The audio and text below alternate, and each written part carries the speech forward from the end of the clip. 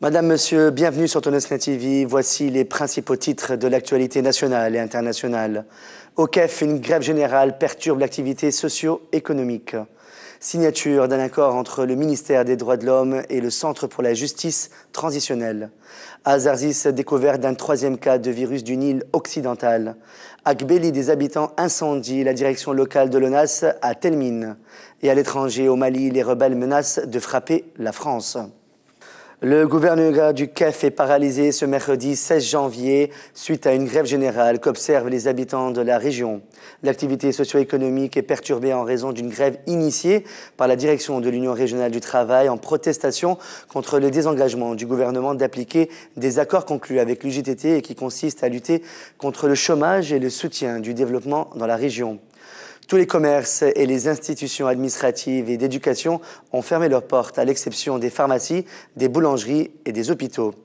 Le transport est également perturbé dans la ville du CAF et ses alentours en raison de la grève des taxis et des bus.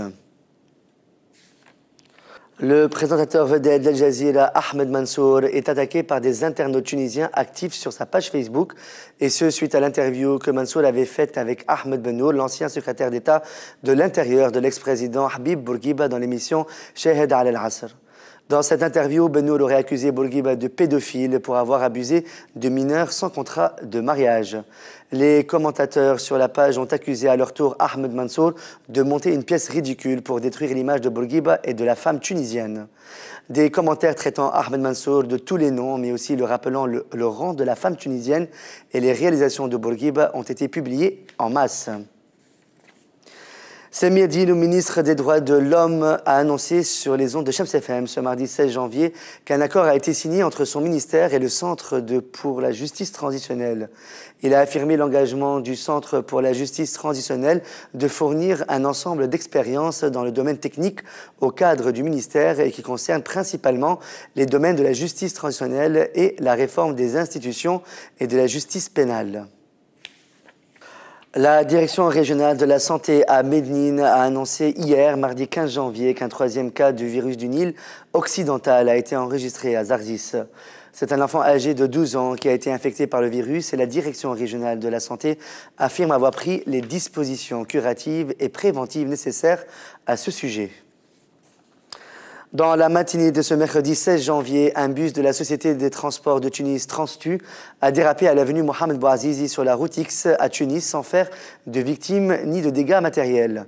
Mohamed Chemli, chargé de la communication à la Transtu, a déclaré sur les ondes d'une radio privée que le bus a dérapé après avoir déposé un groupe d'étudiants au campus universitaire d'El Manar et que sur le chemin du retour, le bus vide avait glissé sur le bas-côté, tandis que la partie arrière s'est engouffrée dans le canal d'évacuation des eaux.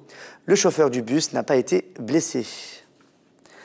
Le siège de la direction locale de l'Office national de l'assainissement, l'ONAS, a été incendié ce mardi 15 janvier par un groupe d'habitants de l'Imada de Telmine, gouvernorat de Gbeli.